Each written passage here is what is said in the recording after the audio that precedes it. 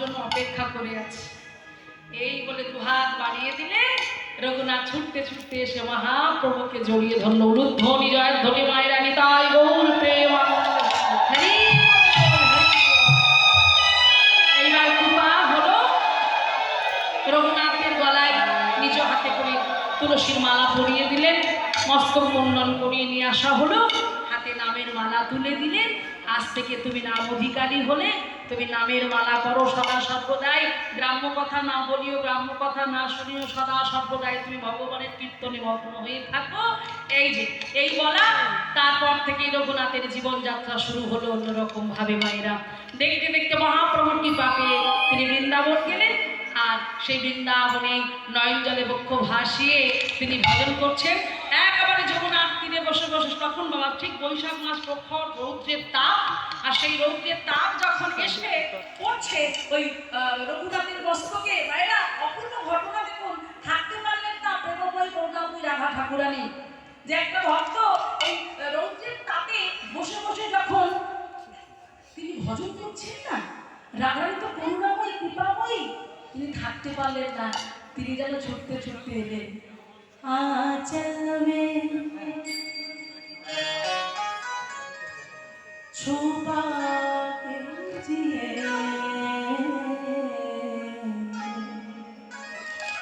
आचल में छुपा के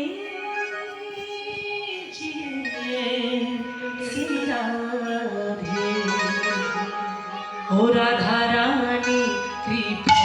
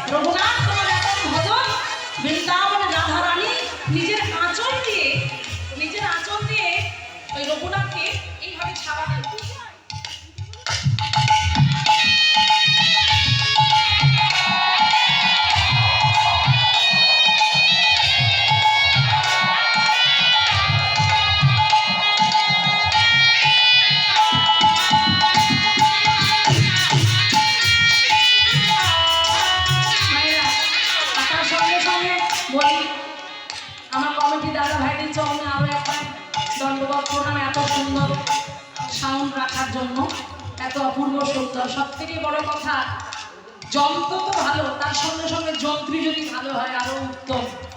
সত্যি কথা বলতে ভাই ভীষণ সুন্দর সাউন্ড, প্রথম থেকে এত অপূর্ব সুন্দর সাউন্ড কন্ট্রোল করছে। তো ভগবানের কাছে প্রার্থনা করি আমার ওই ভাইয়ের ব্যবসা পাতি যেন ভীষণই ভালো চলে, এবং এরকম করে প্রত্যেকটা জায়গায় জায়গায় কীর্তনিয়াকে যেন সুখ প্রদান করতে পারে। আর ভগবানের কৃপা পানি পরিসর হোক, তাই গৌর প্রেমানন্দে।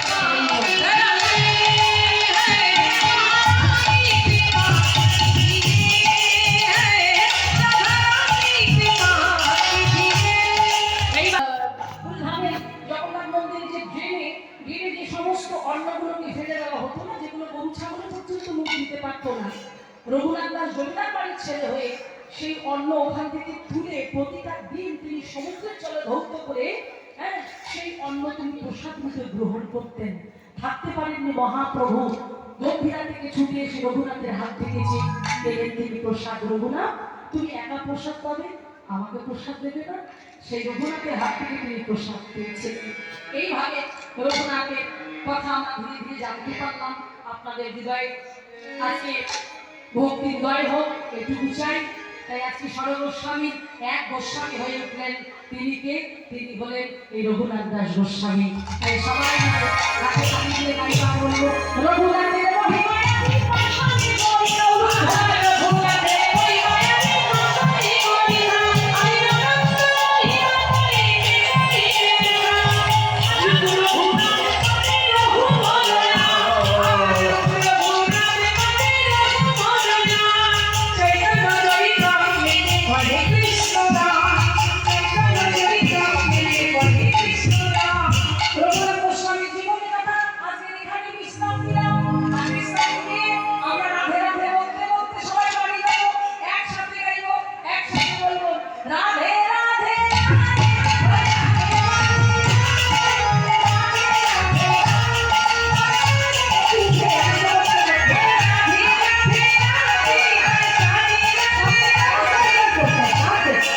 এখন কেউ কিছু দেওয়ার জন্য ছটফট করবেন না, আগে একটু আনন্দ করুন সবাই মিলে, তারপর দেওয়া দেবেন, কেমন?